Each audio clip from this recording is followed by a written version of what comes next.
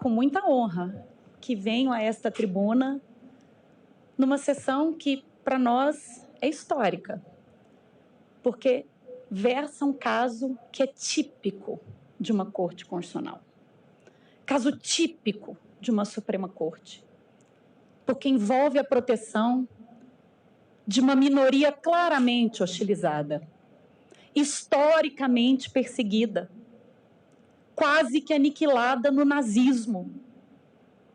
Uma minoria religiosa que tem como dogmas sinceros, centrais, posições como não saudar a bandeira, não celebrar datas nacionais, não celebrar feriados, não receber sangue, ter um proselitismo insistente. E por isso mesmo, uma minoria não compreendida, não aceita e perseguida. E como consequência, uma minoria que tem se socorrido das Supremas Cortes pelo mundo, como forma de resguardar o núcleo essencial de sua liberdade religiosa. Eu trago aqui uma pequena passagem de Chuck Smith, em que ele ressalta como os testemunhas de Jeová são centrais na definição da liberdade religiosa pela Suprema Corte Americana. Ele diz o seguinte: poucos americanos estão conscientes da valorosa contribuição que as testemunhas de Jeová fizeram para as leis de nossa nação. Doutrinadores, no entanto, há muito reconhecem que as testemunhas de Jeová são as campeãs da batalha constitucional pela proteção da liberdade religiosa. Como bem analisou um estudioso sobre a contribuição das crenças na proteção do livre exercício religioso, dificilmente no passado algum único grupo foi capaz de moldar o curso ao longo do tempo de algum tópico de nosso vasto corpo constitucional, como fizeram as testemunhas de Jeová. Em 1950, as testemunhas de Jeová já haviam ganho 150 casos nas Supremas Cortes Estaduais Americanas e já haviam firmado 30 precedentes da Suprema Corte. E cá estamos, no Supremo Tribunal Federal Brasileiro, trazendo a questão das testemunhas de Jeová, que hoje, senhores ministros, representam 1.800.000 pessoas no Brasil. São 1.800.000 pessoas que professam a crença religiosa da testemunha de Jeová. 1.800.000 pessoas, ministro Dino, que andam com a carteirinha em seu bolso. E me lembro, ministro Alexandre de Moraes, na época que Vossa Excelência me orientou na minha dissertação de mestrado sobre liberdade religiosa, ainda em 2007, que mergulhei nas testemunhas de Jeová. E elas, então, andavam, ministro Dino, não só com a carteirinha, mas com um parecer plastificado no bolso do saudoso professor Celso Bastos, que dava a elas, sim, o direito não de escolher pelo suicídio. Elas não querem morrer. Isto não é um suicídio. Não há o desejo do resultado morte. Elas desejam viver, mas viver com dignidade. Viver segundo os ditames mais sinceros, mais sensíveis da sua crença religiosa. Elas não querem ter que fazer a escolha trágica entre a sua convicção religiosa ou acesso ao sistema público de saúde. Esta é uma escolha que nenhum outro aderente religioso precisa fazer. Então, por que é que nós imporíamos isso a esta minoria hostilizada que demanda, sim, um acolhimento ainda maior dos tribunais constitucionais que têm acolhido esta demanda? Trago como exemplo Estados Unidos, Espanha, Canadá, Argentina, México, Japão e Inglaterra. Todos eles já reconheceram o que se pede aqui, neste dia histórico, a esta Suprema Corte. Não quero tomar o tempo excessivamente de Vossas Excelências, mas falando um pouco de teoria dos direitos fundamentais, tema que o nosso Procurador-Geral da República e o relator, ministro Gilmar Mendes, dominam com excelência, mas aqui há algumas peculiaridades no suposto conflito de direitos fundamentais. A primeira peculiaridade: os direitos fundamentais em suposta situação de antagonismo, a vida de um lado e a liberdade religiosa de outro, os titulares são a mesma pessoa. Eu mesma sou a titular de ambos os direitos em situação de antagonismo. E isso impõe ao intérprete um olhar diferenciado. Eu não estou falando de um comportamento individual que atinge a esfera jurídica de um terceiro. Eu não estou falando de uma recusa à vacina, que, muito embora diga respeito apenas a mim, pode colocar em risco a coletividade como um todo e pode colocar em risco um programa maior de saúde pública de erradicação de uma doença. Eu não estou falando disso. Estou falando de dois direitos fundamentais em suposta situação de litigiosidade que atingem apenas uma pessoa e mais ninguém. E neste caso, nesse específico caso, que é muito particular, os teóricos de direitos fundamentais conferem uma especial prevalência à harmonização prática feita pelo próprio titular, a concordância de direitos feitas por aquele que é o único atingido por a sua escolha. E a razão de ser deriva da própria dignidade da pessoa humana e do mínimo de autonomia existencial e de busca da felicidade. Doutora Cláudia, eu creio que Vossa Excelência, em termos de matéria fática, não entendeu o pressuposto da minha indagação. Não é de um modo geral, eu até frisei isso. Eu estou me referindo a uma criança de 6 meses. É este o caso. Ou a hipótese de uma pessoa que está absolutamente inconsciente. É este o caso. Claro que se a pessoa está consciente, como todos os que foram mencionados na tribuna, uma cirurgia, etc., é evidente que esse argumento é aplicável. A indagação que eu fiz é quando a pessoa não consegue manifestar a vontade porque está impossibilitada. É isso.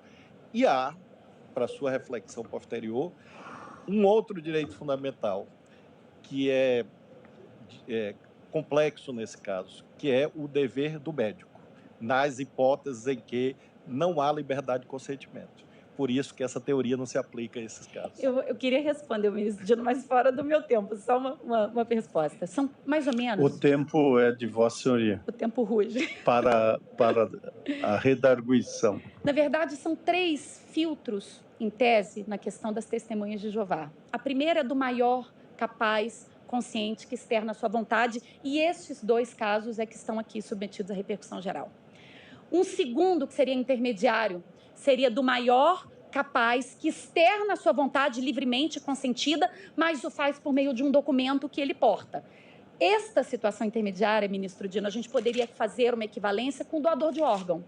Então, eu, na minha carteira de habilitação, posso dizer que sou doadora de órgão e essa minha manifestação de vontade constante do meu documento de habilitação vai valer. Então, eu faria esta equiparação, mas esse não é o caso sob repercussão geral. E um terceiro filtro, e aí sim, impossível não concordar com Vossa Excelência, um hard case ainda mais difícil é a questão do menor. E aí entra a questão do papel dos pais na formação religiosa dos filhos. Essa envolve outros direitos fundamentais em situação de antagonismo que não se colocam neste momento. E aí já não tem a questão da mesma titularidade, por isso que não abordei. Mas eu, na coluna do meio, que seria o documento, eu equipararia a carteira de motorista. E se eu entender que o documento do testemunha de Jeová não vale, então a minha carteira de motorista, autorizando a doação de órgão, que é uma política pública importantíssima, também não valeria. Não acho que esse seja o caso. Voltando, então, à linha, e vou chegar no médico, ministro Dino, que eu preciso responder a Vossa Excelência. Na linha da questão da ponderação dos direitos fundamentais, para além dessa peculiaridade da mesma titularidade, aqui há uma segunda peculiaridade, ministro Flávio, que não há a disposição do direito vida. Porque daí a gente entra numa outra questão de direitos fundamentais, que é sobre a renunciabilidade dos direitos fundamentais. Posso eu renunciar ao meu direito fundamental à vida, à liberdade? Posso optar ser escravo? Posso optar por morrer? Esse é um debate dificílimo em teoria dos direitos fundamentais, mas ele não se coloca aqui. E por que não se coloca? Porque as testemunhas de Jeová não desejam morrer. Elas não querem morrer. Elas não abrem mão do seu direito fundamental. Não há renúncia ao direito fundamental vida. O que há aqui é a assunção de riscos calculados derivados da liberdade religiosa. E aqui abro um parênteses, porque toda vez que falamos em tratamento médico, falamos da assunção de riscos.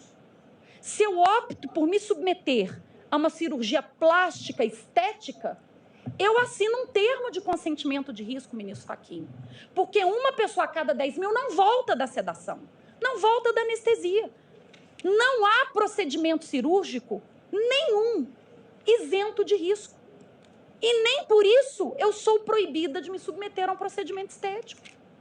Eu desconheço uma pessoa diagnosticada com câncer que não possa escolher não se submeter à quimioterapia, consideradas as consequências desse tratamento.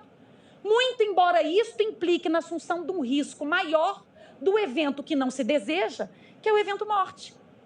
Eu também posso me voluntariar a um tratamento experimental de uma determinada doença e, com isso, me submeter ao risco de este tratamento me levar ao evento morte, que eu não desejo. Mas assumir riscos faz parte de todo e qualquer procedimento médico. E não compete ao médico substituir o paciente, entendemos nós, na escolha dos riscos que ele está disposto a correr. Hoje, por exemplo, há uma linha de pessoas que não se submetem mais à remoção da próstata em câncer de próstata.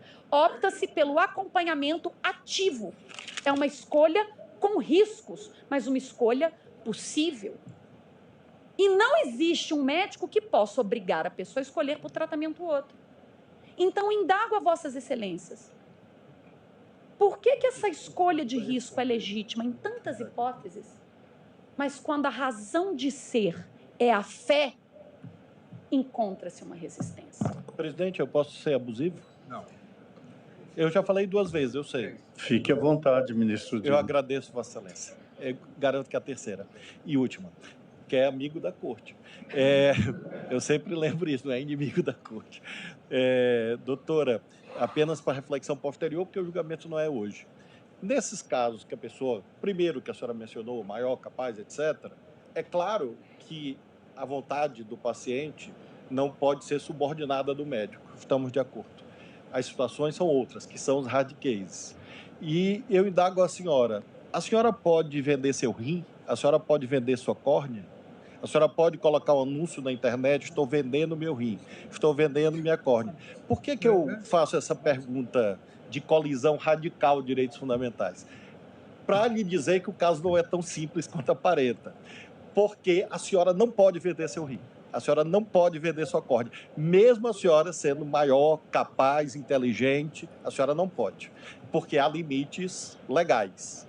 Então, nem tudo é disponível quando se fala do corpo. Apenas para me lembrar isso. Respondendo a Vossa Excelência, é porque não há o direito fundamental de gerar lucro a partir da alienação do corpo. Mas eu tenho o direito fundamental de professar a minha crença e de me autodeterminar segundo a crença que eu professo. Então, talvez a comparação...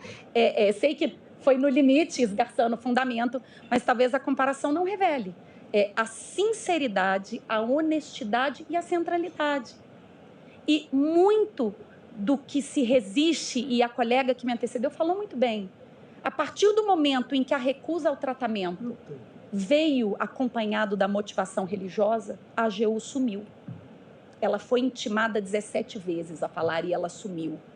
E aí, com todo respeito, ministro Dino, não podemos ignorar o fator da pré-compreensão do fenômeno religioso mesmo, da heterodoxia, da não aceitação do diferente, do dogma que foge do ordinário,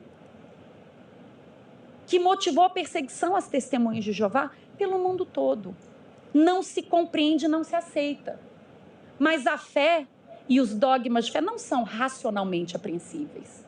Para muitas pessoas, idolatrar uma estátua não faz sentido nenhum. Para outras faz. Para umas pessoas, receber um pedacinho de pão na boca não faz sentido nenhum. Para outras, é o Deus vivo. Para muitas pessoas, um copo de vinho nada fala. Para outras, é o sangue. E para muitas pessoas, receber um tratamento, uma transfusão forçada de sangue, é uma violação. E aí aproveito para completar o colega que me antecedeu, há um trauma gigante das transfusões compulsórias recebidas por testemunhas. Fala-se em morte em vida. dada a centralidade, a honestidade desse dogma para as aderentes. E é por isso que elas se socorrem das Supremas Cortes como instrumento de proteção da sua própria sobrevivência enquanto crença legítima e tradicional. Meu tempo, presidente, lamentavelmente se esgotou. Então, o que pedimos nesse caso é o desprovimento do recurso do Amazonas, e aqui, com todo respeito, o procedimento é custeado pelo SUS. Só o que ele quer é uma transferência de domicílio.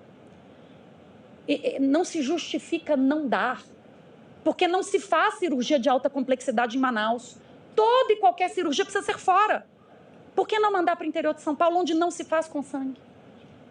A pré-compreensão precisa ser vista. A gente precisa tirar a pré-compreensão de debaixo do tapete e entender que ela se faz presente nessas situações. E no caso de Maceió, tanto era absurdo que a cirurgia já foi feita, o evento morte que não se desejava não ocorreu, o que apenas revela e acentua a arbitrariedade da negativa estatal. Muito obrigada, senhores ministros. Muito obrigada pelo diálogo, ministro Dino. Foi uma honra.